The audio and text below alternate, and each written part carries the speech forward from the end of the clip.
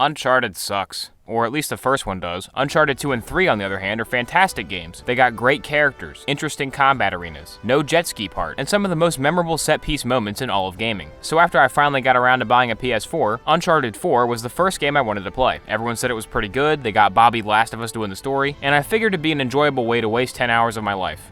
The story in Uncharted 4 is a huge improvement over the previous games. The big addition to the cast is Sam, Nate's long-lost brother who was never mentioned before until they realized they needed an excuse to make a fourth Uncharted game. He's basically a less funny version of Nate, and he's sporting the "I'm gonna betray you" haircut, but during the flashback scenes, Naughty Dog really tugs on the heartstrings to try to make you like him. Nate actually has some character development this time because they don't need him for sequels anymore, and him and Elena have some really well-written conversations. The interactions between these two characters are the best in the series by far, and could you please stop switching to the climbing? I'm trying to talk about the story. Nope, back to the climbing. See, this is the problem with Uncharted 4. The story is good, and I want to see what happens next, but every 2 seconds you gotta climb another freaking wall. There's literally no challenge here. You just hold down the left stick and spam X. Oh, and I can't wait to be so surprised when the ledge I land on crumbles away. And look, I get it. The climbing sections are all about visual spectacle.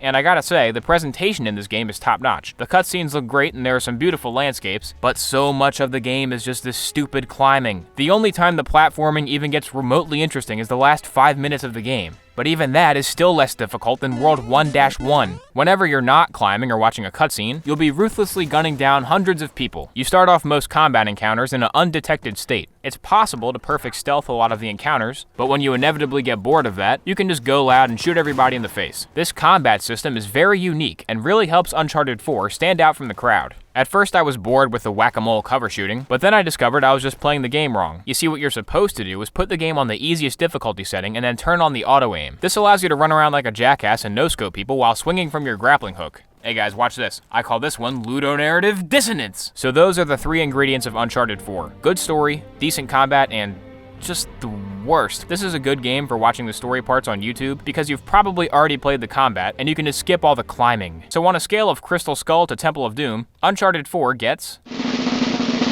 The Last Crusade.